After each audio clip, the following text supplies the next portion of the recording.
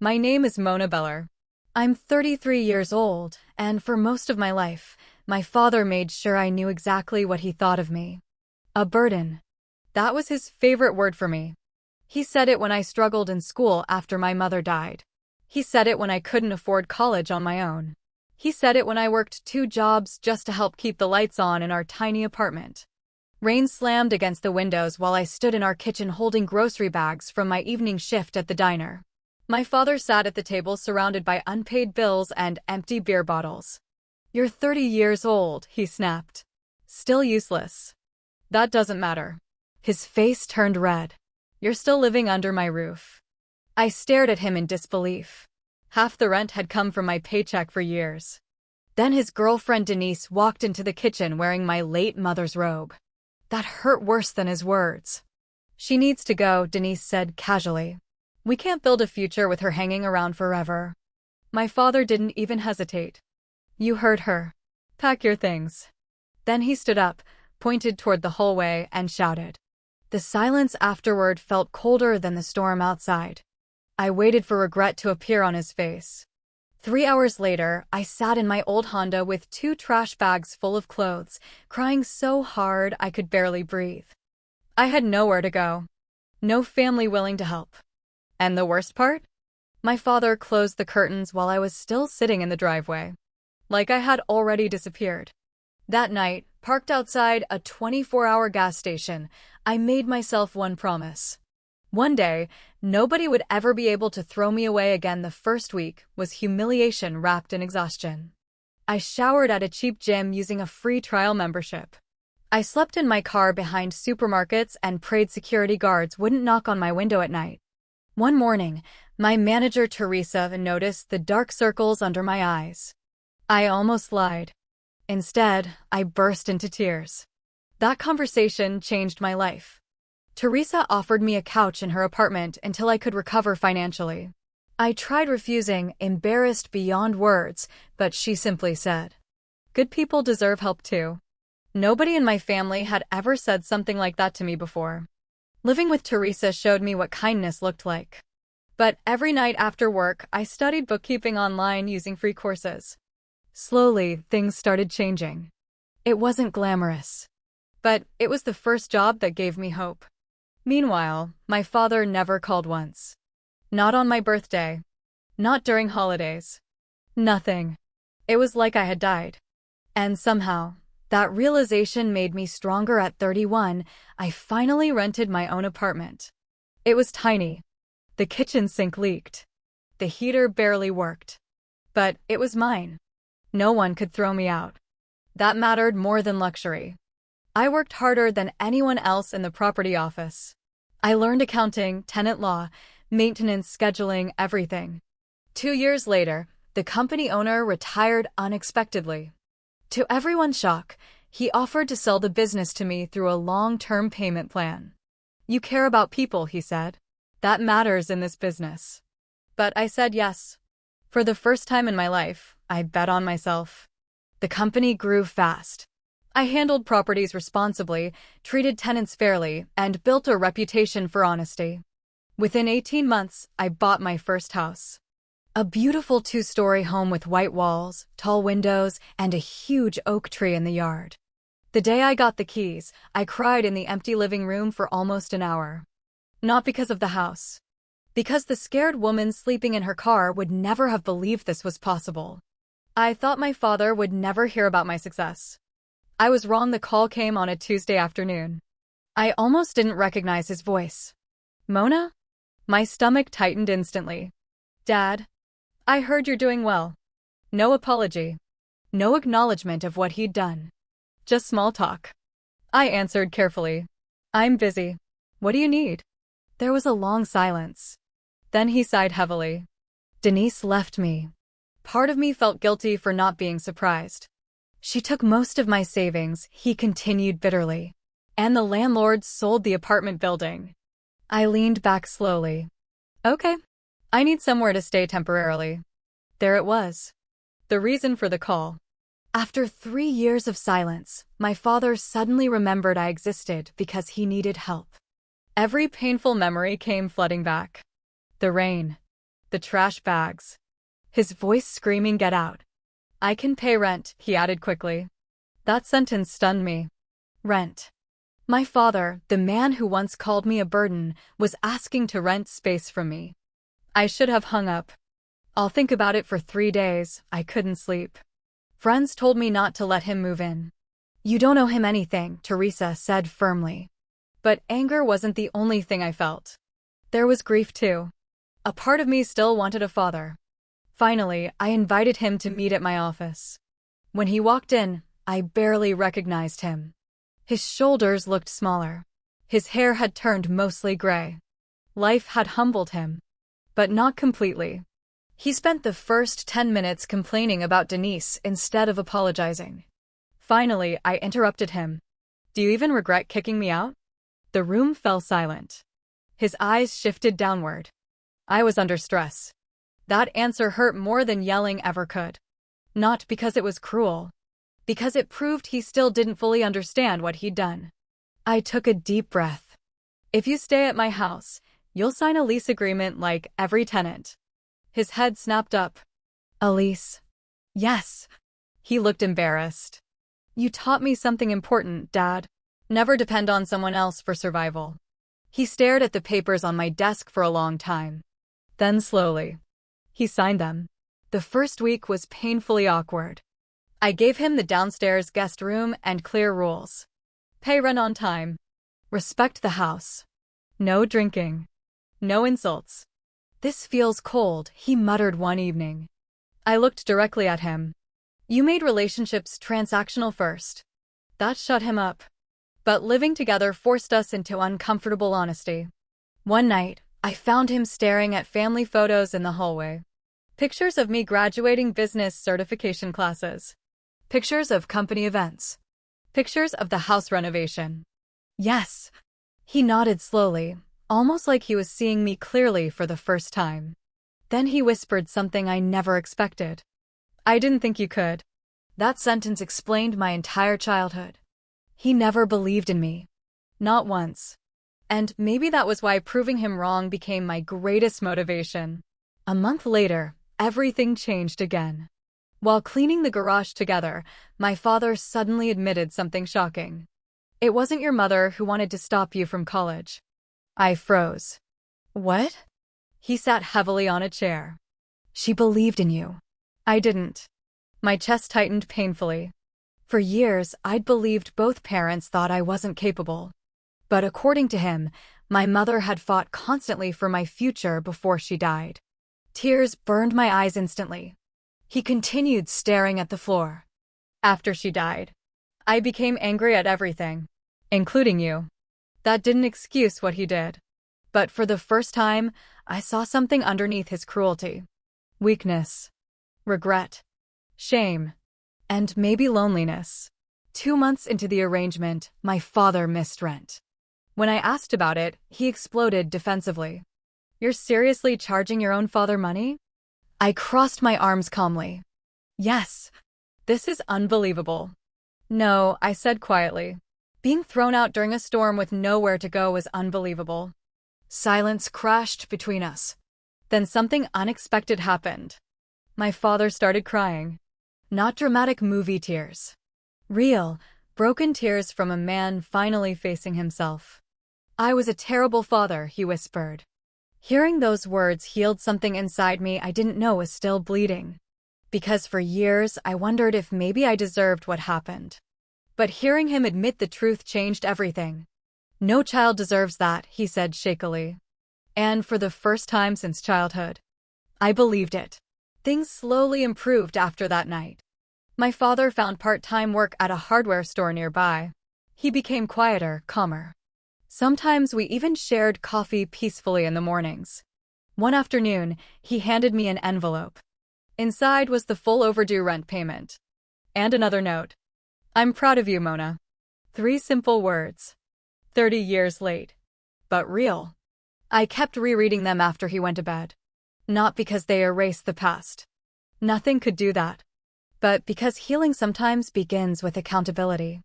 And maybe forgiveness isn't about pretending pain never happened. Maybe it's about refusing to let pain control your future forever. Things slowly improved after that night. My father found part-time work at a hardware store nearby. He became quieter, calmer. Sometimes we even shared coffee peacefully in the mornings. Inside was the full overdue rent payment. And another note. I'm proud of you, Mona. 3 simple words. 30 years late. But real. I kept rereading them after he went to bed. Not because they erased the past. Nothing could do that. But because healing sometimes begins with accountability. And maybe forgiveness isn't about pretending pain never happened. Maybe it's about refusing to let pain control your future forever. 6 months later, my father approached me nervously in the kitchen. The lease ends next week, he said. I smiled slightly. I know. He looked down at his hands. If you want me gone, I'll understand. The old version of me might have enjoyed that moment. But life had changed me. I thought about the terrified woman sitting in her car years ago. Then I looked at the man standing in front of me now. Older. Flawed. Trying. I placed a new lease agreement on the counter. His eyes widened. You're renewing it? Yes, I answered softly. He swallowed hard. Why? I survived. I built a life. I became strong without becoming cruel. And that was the greatest victory of all. As my father signed the new lease, tears filled his eyes again. But this time, neither of us looked away. Life settled into an uneasy routine after my father renewed the lease. He worked mornings at the hardware store, came home tired, and spent evenings quietly watching television in the living room. Sometimes I caught him staring at family photos like he was trying to memorize the years he missed. Then one Saturday afternoon, everything became awkward again. My neighbor Mrs. Delgado walked over while I watered flowers in the front yard. That your husband inside? She asked casually, pointing toward my father through the window. No, I laughed nervously. That's my dad. Her eyebrows lifted in surprise. Oh, I didn't know your father lived with you. Something about her tone embarrassed me more than it should have. Temporary arrangement, I muttered. That evening, my father overheard me telling Teresa on the phone how uncomfortable the conversation felt. You ashamed of me living here? He asked quietly from the doorway. I turned instantly. That's not what I said. Part of me wanted to deny it. Another part couldn't. I spent years ashamed of being your daughter, I admitted softly. People don't understand relationships like ours. His face tightened with guilt. I earned that. The honesty in his voice stopped my anger before it fully formed. Later that night, I found an old photograph outside my bedroom door. It showed me at 8 years old riding on my father's shoulders at a county fair. On the back, he had written, I miss who he used to be. I sat on my bed staring at the photo for nearly an hour. Because the truth was, I missed that too. Not the father he became. The father he could have been. And grieving that difference hurt more than hatred ever did. 3 weeks later, Chaos arrived wearing red lipstick and expensive perfume. Denise. I pulled into my driveway after work and froze when I saw her standing on my porch arguing with my father. You owe me money, she snapped. You already took everything, my father shouted back. The second Denise noticed me, her entire attitude changed. Well, she said coldly, crossing her arms. Looks like little Mona made something of herself. I ignored the insult. Why are you here? She thinks I hid cash somewhere, my father muttered bitterly. Denise rolled her eyes dramatically. You made me sound like a criminal. You gave me access. Their fighting escalated fast.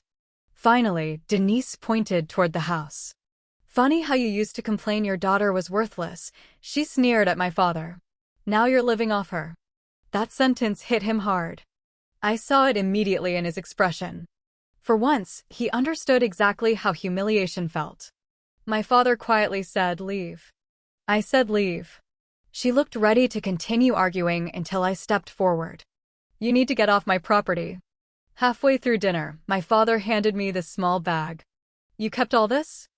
I crossed my arms tightly. I wanted to remember. Why? The words hit him like physical pain. He slowly picked up the worn blanket from my car. You slept with this? His hands trembled visibly. I didn't know it was that bad. I laughed bitterly. You never asked. Because it was true. Not once after kicking me out did he check whether I was safe. That night, I heard quiet crying through his bedroom wall. And somehow, hearing my father finally mourn what he'd done brought me unexpected peace. Teresa still didn't trust him completely. "You're forgiving too easily," she warned over lunch one afternoon. "I'm being careful." "No," she said firmly. "You're hoping." That annoyed me because it was true. Part of me desperately wanted a normal father-daughter relationship now. But healing wasn't linear. That same week, I discovered my father secretly skipped meals to save money for rent. I confronted him immediately. "You don't need to starve yourself. I owe you. You owe consistency, not punishment." He looked genuinely confused by that statement. Like he believed suffering automatically repaired damage. It didn't. What repaired damage was change. And little by little, he was changing. Still, Teresa's warning stayed in my head. Because forgiveness without boundaries becomes self-destruction. I promised myself never to forget that again. At 2:13 a.m., my phone rang. My father had collapsed at work from exhaustion and dehydration. Panic hit me instantly. I drove faster than I probably should have. When I reached his hospital room, he looked small lying in the bed attached to monitors. The doctor explained stress and overworking contributed heavily. Of course he did. He was terrified of becoming dependent again.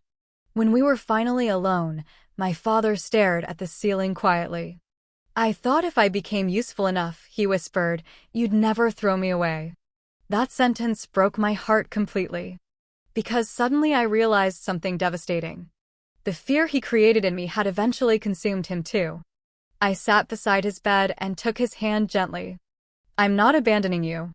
Tears slid silently down his face. And for the first time in my life, he held my hand back. A week later, my father returned home from the hospital weaker but calmer. That evening, we sat quietly on the back porch watching rain fall through the oak tree branches. The same kind of storm that once marked the worst night of my life. Funny how life circles back sometimes. "I used to think strength meant control," my father admitted softly. I listened silently. "But you," he shook his head slowly. "You survived things that would have destroyed me." Tears burned behind my eyes. For years, I wanted his approval. Now I finally understood something bigger. I didn't need it to know my worth. Still, hearing it healed something deep inside me. My father looked toward the glowing windows of the house. "Thank you for giving me a home." Because despite everything, this house had become more than survival. It became proof that pain doesn't have to create more pain. Sometimes, if we fight hard enough, it can create mercy instead. A week after my father returned from the hospital, I decided to clean the attic above the garage. It was packed with dusty boxes left untouched for years, including several things that once belonged to my mother. I expected old holiday decorations and broken lamps. Instead, I found a sealed envelope with my name written across the front in my mother's handwriting.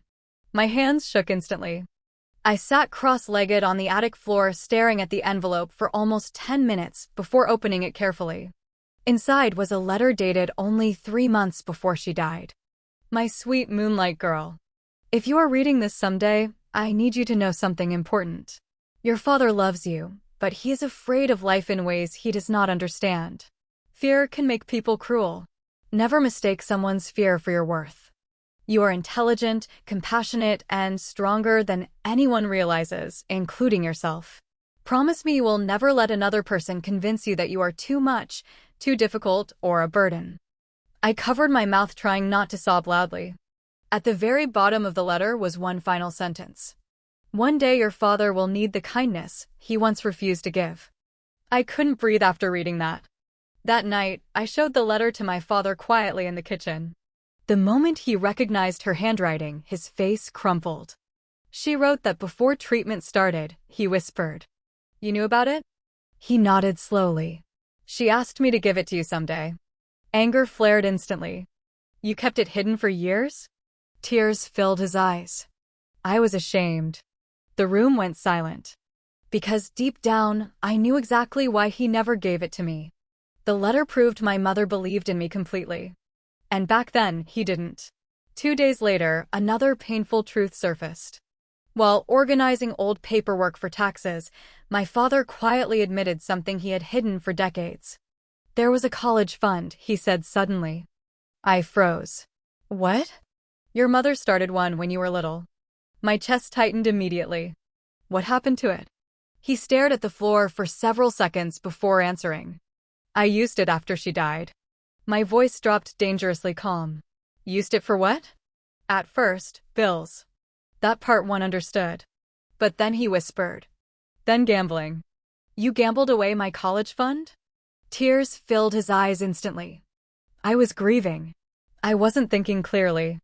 I stood up so fast my chair nearly tipped backward. He didn't argue. That somehow made it worse. For years I believed college was impossible because we were poor. And my father destroyed it. I hate that version of myself, he whispered shakily. I laughed bitterly through tears. Well, I had to survive because of him. For the first time in months, I couldn't even look at him. Because forgiveness is not a straight line.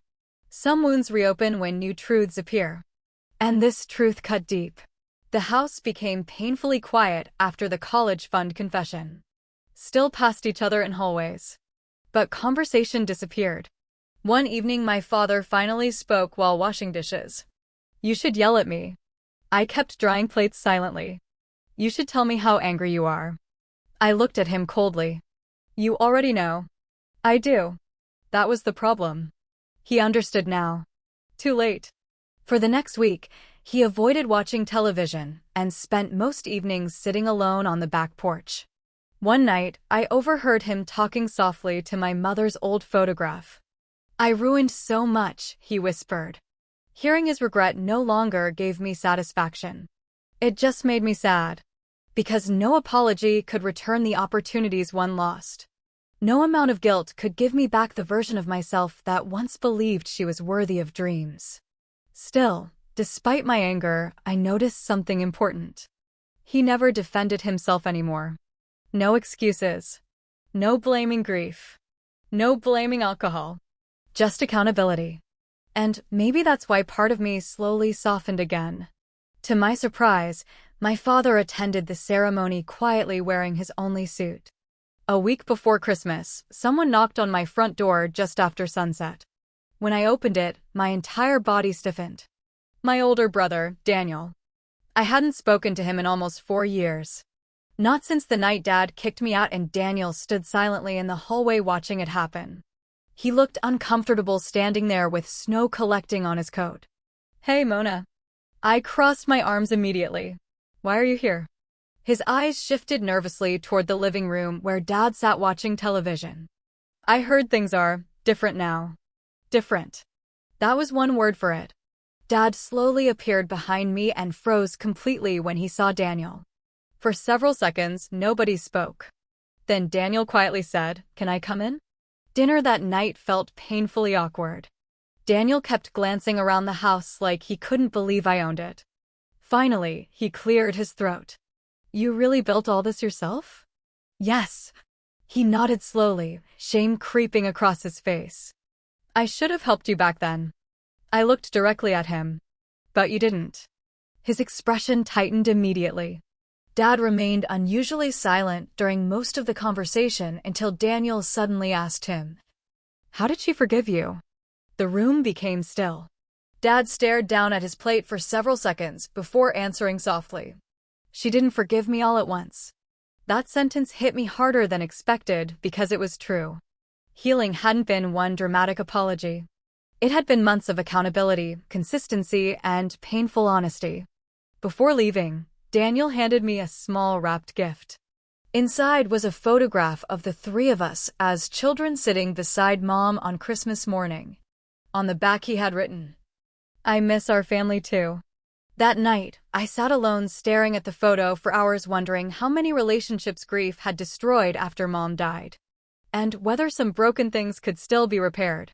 2 days before Christmas, the worst snowstorm in years hit town unexpectedly. Power lines failed. Half the neighborhood lost electricity overnight. Around midnight, our heating system suddenly stopped working too. This house is freezing, Dad muttered while checking the basement.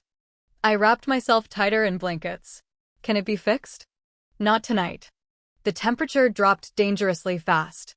To stay warm, we ended up sitting together in the living room beside the fireplace wrapped in old blankets drinking instant coffee. Strangely, the moment felt peaceful. No phones. Just silence and firelight. At one point, Dad looked toward the window thoughtfully. You know what I remember most about your mother? I glanced over quietly. She made every bad situation feel survivable. Tears stung my eyes instantly. She did, I whispered. He smiled sadly at the flames.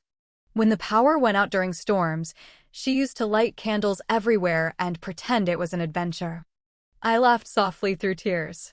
I remember that. For the next hour, we shared stories about Mom I hadn't heard in years. Small memories. How she sang terribly off-key in the car. How she used to call me her moonlight girl whenever I got scared. At some point during the storm, I realized something unexpected.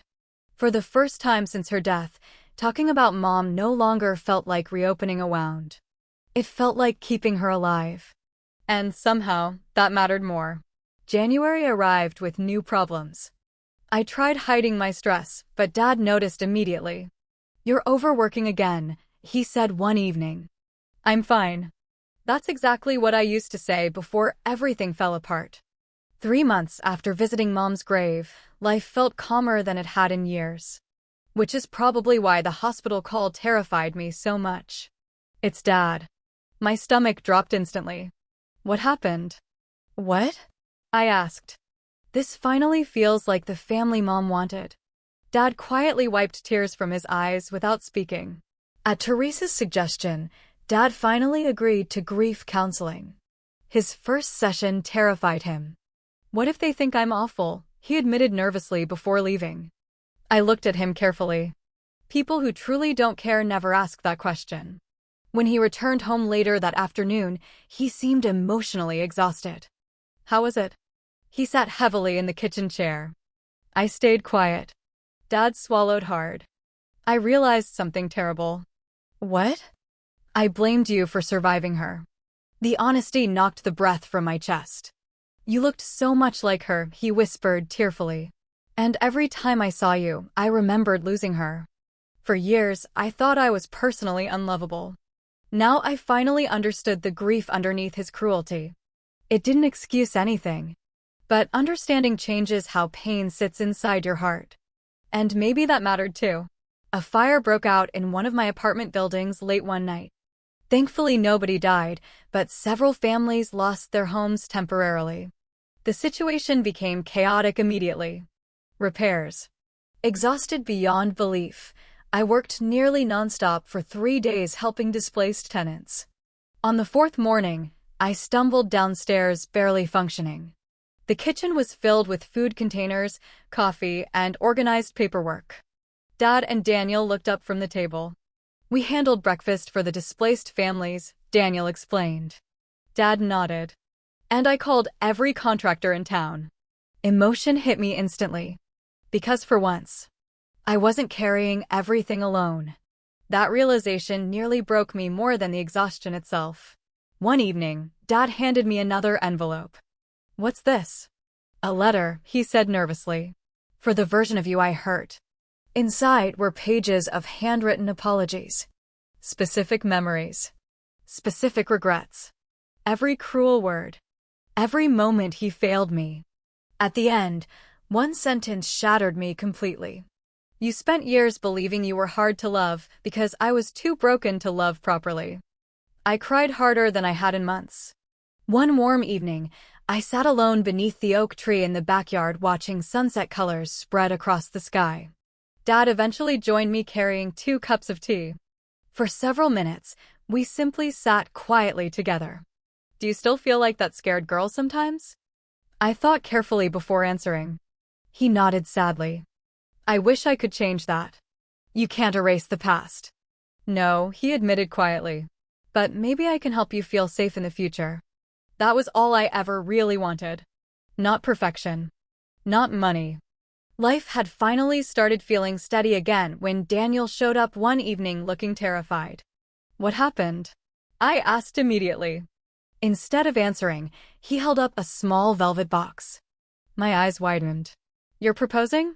Dad nearly dropped his coffee mug. For the next hour, Daniel paced around the kitchen rehearsing proposal speeches while Dad gave terrible advice that somehow made us both laugh harder than we had in years.